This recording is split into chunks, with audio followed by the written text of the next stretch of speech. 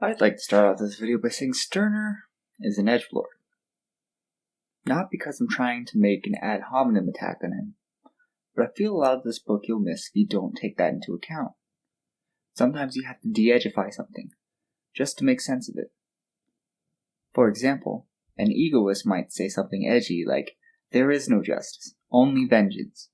And you have to kind of translate it into something more digestible, like, if you don't have some sort of system of morality, then justice, or the administration of action according to some sort of moral code, can't happen. Without that concrete block of right and wrong, you can't enact some sort of repercussion and say, I have served justice to the wrongdoer. Really, it's more of revenge, but you've tried to stamp a good-to-go pass on it. My vengeance is good. You might not have to translate if you're used to reading edgy people, or, I don't know, doesn't get in the way for you. Once you sit there and translate sentence out of edginess, you make some good points, I think. Maybe I'm biased. I'd also like to say that a word frequently used in the unique and its property, spook, which, at least in the US, has a history of being a racist slur.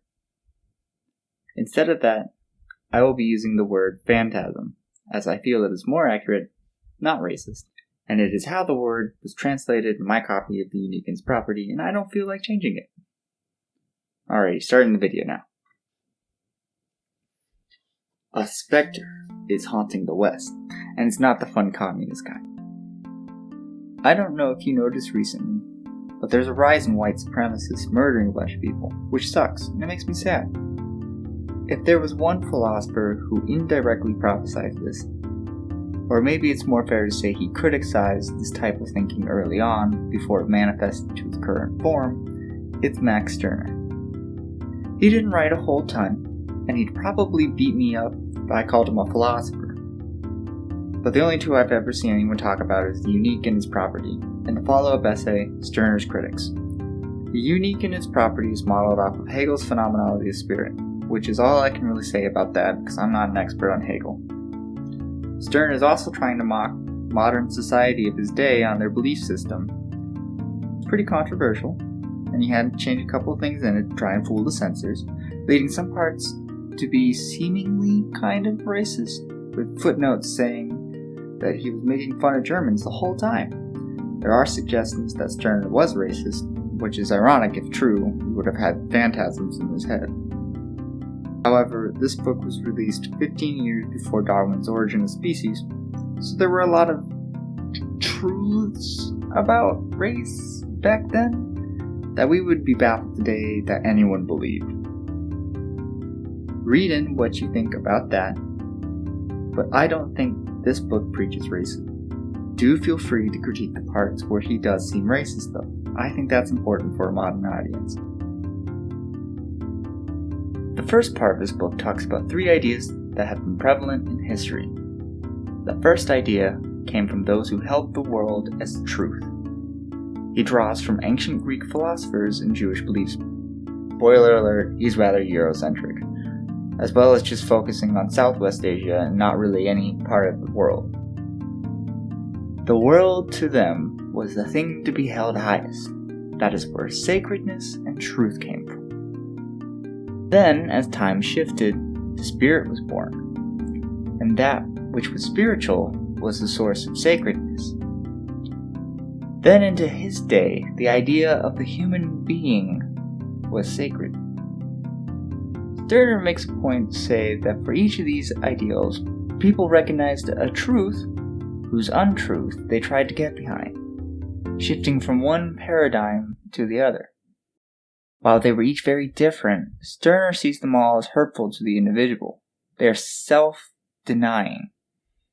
There's morality's cause, God's cause, the human being's cause, society's cause, the state's cause, and to make it fun and modern to the time of this video, the white race's cause, the party's cause, the social class's cause, the anarchist cause. But never your cause. Your cause is always supposed to be bad.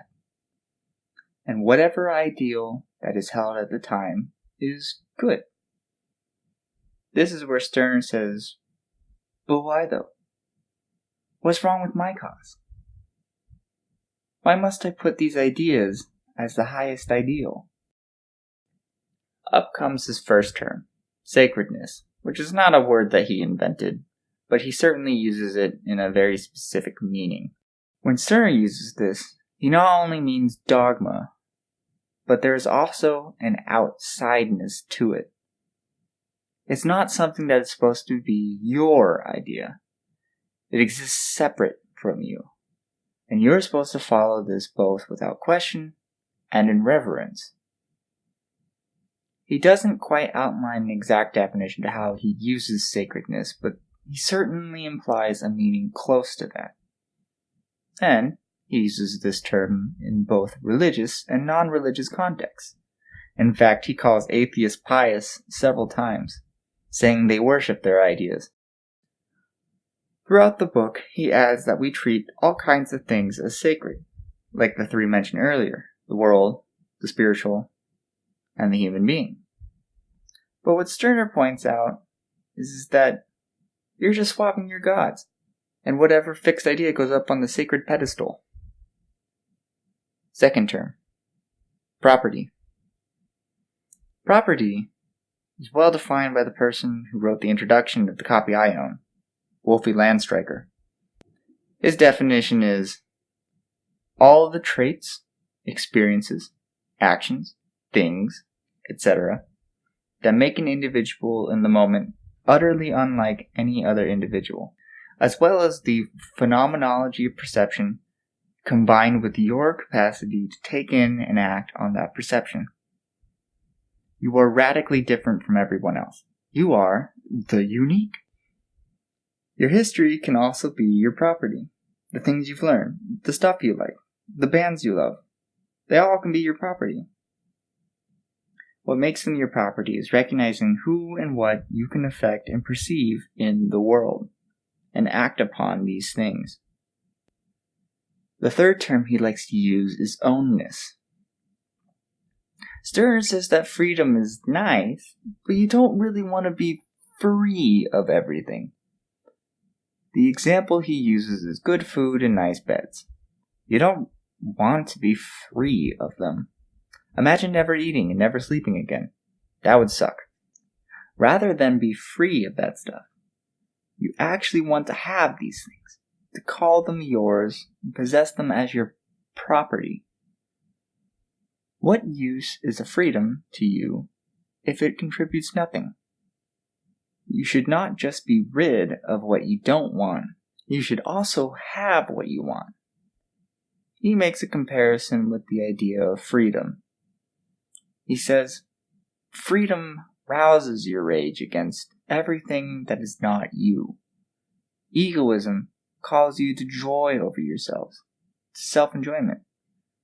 Freedom is and remains a longing, a romantic lament, a Christian hope for otherworldliness and the future. Ownness is a reality that, from itself, removes just as much unfreedom as hinders you by barring your way. You will not renounce what doesn't bother you, and when it starts to bother you, why, you know you must obey yourselves rather than men. Essentially what he's saying is you shouldn't just up and drop every idea. There are some ideas and things that are in your self-interest. What he is saying is these ideas shouldn't own you. You should own them. You are the owner of these ideas. So they shouldn't control you. You shouldn't subject your will to them. You should make them your property. His fourth term, phantasm, is a fixed idea. The idea is never supposed to change, and you're always supposed to subject your will to it. It also isn't supposed to be yours. It is supposed to be an objective idea that has no subjectivity to it. The solution to fixing this problem of being chained to a fixed idea is either to make it your property or to exercise it. I'll give you a silly example of this. Cereal is to be eaten at breakfast, and breakfast only. It's a breakfast food. That's the phantasm, the fixed idea that cereal is a breakfast food only. So to remedy this, to make it your property, or to exercise it, you either accept that you only eat cereal at breakfast because that's what you want to do, or you eat the cereal anytime you want, recognize your own power to eat cereal at 9 at night, exercising the fixed idea that you're only supposed to eat cereal at breakfast, not making it your property. In the first case, you recognize the idea through your egoism, your own power, and make it your property. In the second, you do away with it. It's not you. Now let's try a harder example. There is a conception of the human being. And Stirner makes good reference to this concept throughout the book when talking about liberalism. That means if any egoist ever calls you a liberal for talking about the good of humanity, you can thank Stirner for that, probably. We even have a term for things that we do that aren't human. Inhumane. Which doesn't make sense. How can humans do something that isn't human? Thus, the phantasm says one should work for the good of humanity, the collective of human beings. Already, though, there is a concept that you're supposed to subject your will to, being humane, or for the greater good of all. However, this isn't for the good of you. The human being does not equate to you. You are a human being, I think, but that is a description of your property, whereas you are the unique only together with your property. It doesn't define you. How can we remedy this in our egoism then? Well, the good of humanity is a very contextual phrase, and it might be to your own benefit. However, it is a good reminder here that benefiting yourself should not necessarily be equated to self-benefit or self-interest. The state is supposed to be a beacon for the good of humanity, by the notion of the social contract, the model in which you give away some of your rights, to which the state will protect your remaining rights and make sure society doesn't go to turmoil. Yet this certainty isn't in my self-interest. For one, the state holds control on what it considers as a right. For example, the state deserves the right to decide exactly what rights you get as a citizen or a non-citizen, and can take them away at any time.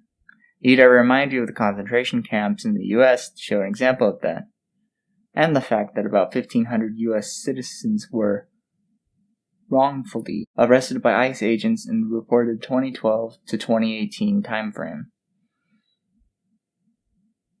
You have no control over your rights. They are given to you and taken away when it is convenient for the government. Not for your good, for the good of humanity. The concept of rights is also a phantasm, but they're pretty useful when you make them your own.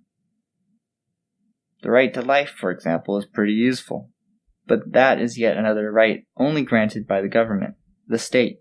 You have to have permission to live, for we still have things like the death penalty in some areas. Now, if we exercise the phantasm of the state, if we do away with rights and wrongs, we do away with the good of humanity, and focus on the good of ourselves, we make what we want our own, and do away with the rest, and preferably the state too. We can fully realize our uniques, and step into ownness. Fifth term, the unique. I've already mentioned it, and you might have an idea of what it might be. Here's another definition from Wolfie Landstreicher. The unique is merely a word used to point at something indescribable and inconceivable, because it's incomparable and every definition, every conception requires comparison. It is me here and now in this moment. You here and now in this moment. Each utterly transient individual being existing only in the immediate present. It might be easier to say the unique is always becoming, but never becomes. That's why you can't describe it. That's how Stirner weasels his way out of the unique being a phantasm, by not allowing it to be a thing. In fact, it is no thing. He begins and ends his book with the sentence, "I have based my affair on nothing." And this is what I think he's referring to. And, as unique, you no longer have anything in common with the other, which in my opinion is a little hyperbolic. But what he's trying to get at is that everyone is unique, in the usual sense of the word.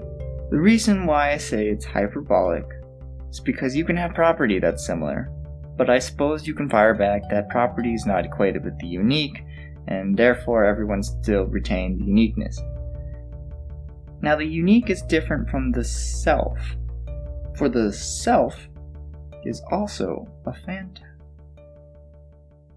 Stirner gives the example of a compliant girl who wishes to basically elope with a lover, Romeo and Juliet style, but is also under the bond of filial piety. She chooses not to elope and remain with her family and keep peace. While this is a choice that she made, it wasn't for herself. You might say that she made the choice for the will of filial piety. She did not make the choice through her unique, instead subjecting herself to a phantasm. So even if you've made a choice for yourself, that self is really a phantasm, for she has convinced herself that keeping peace with her family is in her self-interest. But what the girl wants to do, phantasm-free, is elope with her lover. So how can we say that she made that choice for herself? So, by giving your unique a definition, a description, a concept, such as you do with the self, you fix the unique. You are always changing. Therefore, once you describe it, once it becomes, it's not who you are. You might have noticed something. How can something be in your self-interest if your self is a phantasm? How Stirner explains that is that self-interest is in the same way a mere name, a concept empty of content, utterly lacking any conceptual development, which to be honest I think is a cop-out. He could have gone into some fun philosophy about this, but my own personal opinion is to change the phrase to unique interest. This solves the problem. Then again, to really implement that, you would have to go back and change every instance of self-interest to unique interest. And would that be worth it? I think so. But I'd rather have that assertion backed by a few people. Sixth term. The union of egoists. The societies, state and church, can they be called a union of egoists?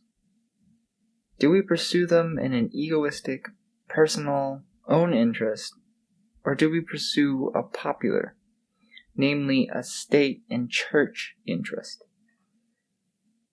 The union of egoists is a collective of individuals pursuing their own self-interest, and never sacrificing it for a collective cause.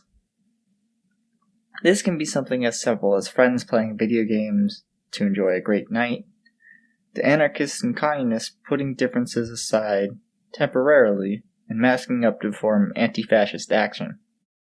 A big aspect is that it is not contractual, meaning there's no commitment. You can back out at any time, although that kind of is a dick move, and the other people might not be willing to do stuff with you again. But I mean, as soon as it isn't in your self-interest, get out of there, dude. The union is supposed to satisfy your own self-interest. There is no reason to belong to any association with people that doesn't satisfy it. You are nothing to me but my food, just as I am also fed upon and consumed by you. We have only one relationship to each other, that of usefulness, usability, advantage.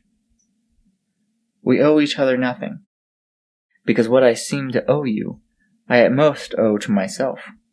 If I show you a cheerful expression in order to likewise cheer you up, then your cheerfulness matters to me, and my expression serves my wish.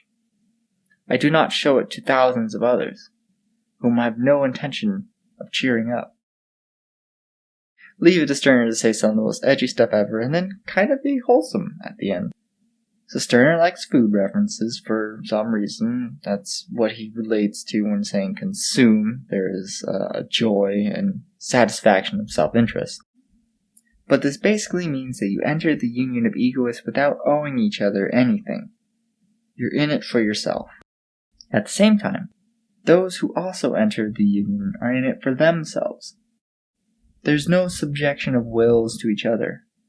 You're all simply going for your self-interest. It's kind of similar to friends. You don't hang out with a friend because you have to. It's because you want to. You don't make friends with someone you don't enjoy. At least I think that's how friends work. If there's any confused anarchists in the crowd, just think of mutual aid. Very similar concept. So the second part of Sterner's book is more about fleshing out these ideas and terms he presents, and how to move forward with his ideas. He also calls in a lot of things he critiques, like liberals, communists, and Proudhon's ideas. Let's give a quick timeline. What is Property was published in 1840. The Unique in Its Property was published in 1844. The Conquest of Bread was published in 1892. So this is still early on in anarchist writing. He also does a lot of exercising of phantasms throughout. As one of my philosophy professors would like to say, there's a bitter pill to swallow. There is no good and evil. Well, to explain that further, there is no objective good and evil. Certainly you can think of things that are in your self-interest as good and things that are not as bad. Just don't make them sacred. It's a very hard phantasm to exercise. Fresh edgelords like to come in with this idea and say, well, I guess Hitler did nothing wrong. But always remember to clap back with, doesn't mean he did anything right either. And egoism isn't a measure to justify or reject anything. That's making egoism sacred. Only through your unique can you egoistically decide what's good and bad for your self-interest. And now some critiques. Some I will defend against, and some I won't. And this obviously isn't a comprehensive list of all and any critiques. This is just a short list that I've come up with. First one. Egoism is kind of social Darwinistic in its approach. This comes from Sterner's use of the word power, and how he leads into you must use your power to assert your unique. Also comes from his maybe not racist ideas of history. He says, what I'm able to get by force, I get by force. And I have no right to what I don't get by force. And I don't boast of or console myself with my inalienable rights. Here's how I interpret this. You're going to need to use your power to realize you're unique. Power not necessarily meaning strength, just meaning whatever you can affect. Such as anarchists are probably going to use violence and speech to assert their own self-interest. What then happens if I disagree with someone unique versus unique? Sterner certainly has a weird way of dealing with this. For as unique, you no longer have anything in common with the other, and therefore also nothing divisive or hostile. You don't seek to be in the right against him before a third party, and stand with him neither on the ground of right, nor on any common ground. The conflict disappears in complete divergence, or uniqueness. This could indeed be considered the new common feature, or parity. Only the parity here consists precisely in the disparity. and is nothing but disparity, being on par in disparity, and that only for one who makes a comparison. In a sense, I think he's trying to say respect each other's uniques, saying that our difference is our unity. Accept our difference. Certainly sounds great, but I don't think he clearly says respect each other's uniques here. Like, I interpreted that. But I'm not very positive that's what he meant. I mean, he kind of implies that things will just disappear once we recognize each other as different.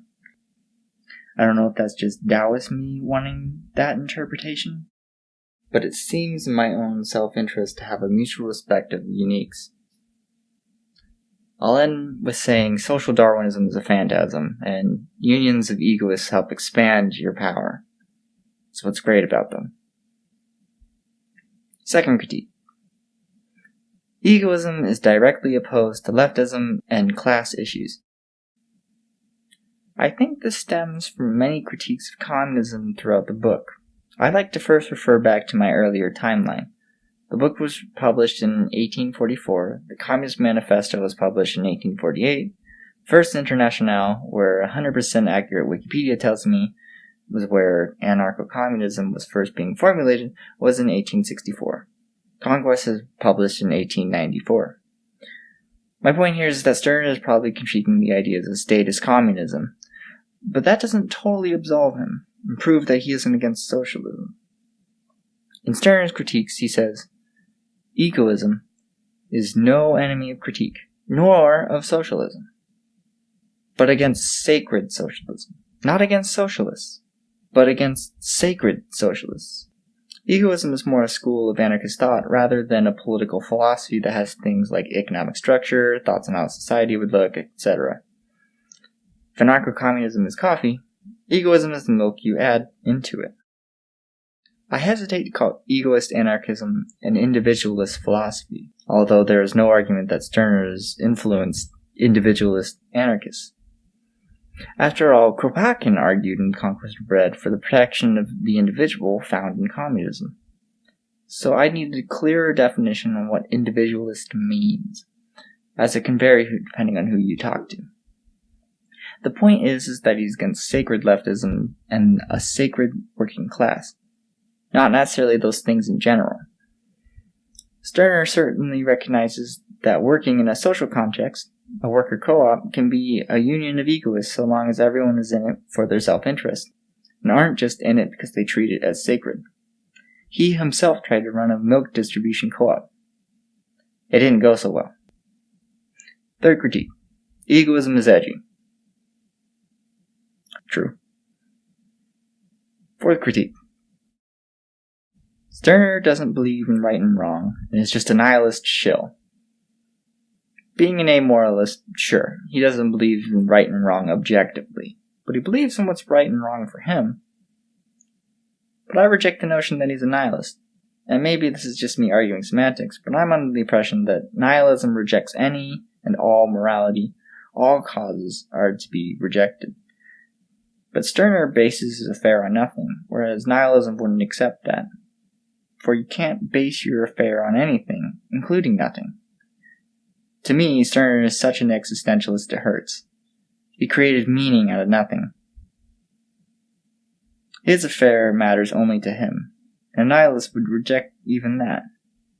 Is this an objective philosophy? Hell no, it's subjective, but it isn't nihilism.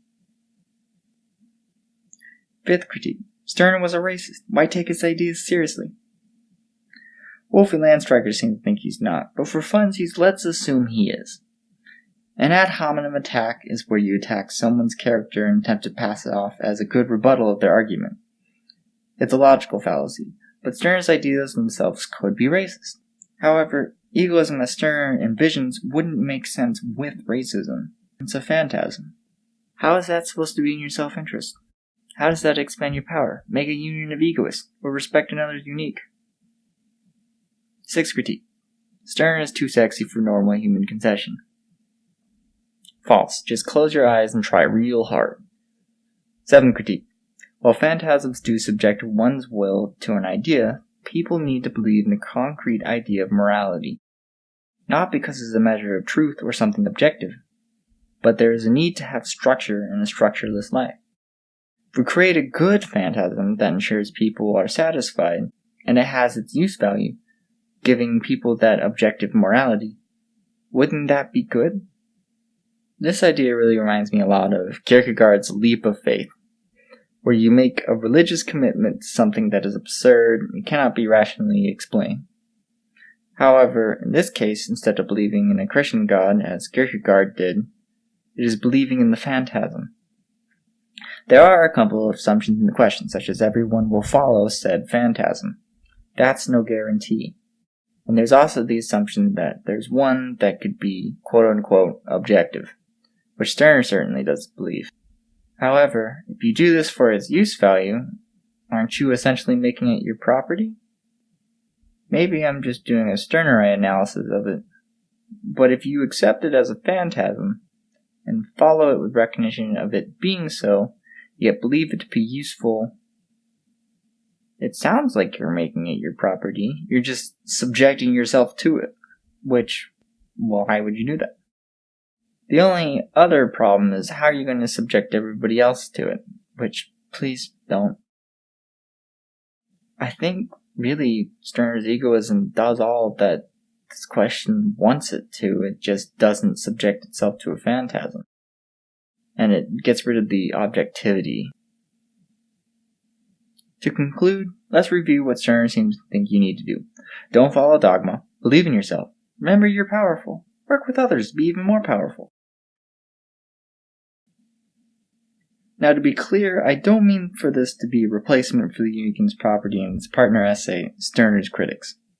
I think you should read the book and draw your own conclusions. I think the book provides a useful toolkit for anarchists, especially with the rise of talk of left unity. Don't work with other leftists because people say that you need to follow it dogmatically. Work with them so long as it benefits your self-interest. Work with authoritarian communists to drive out fascism? Sure, that sounds good.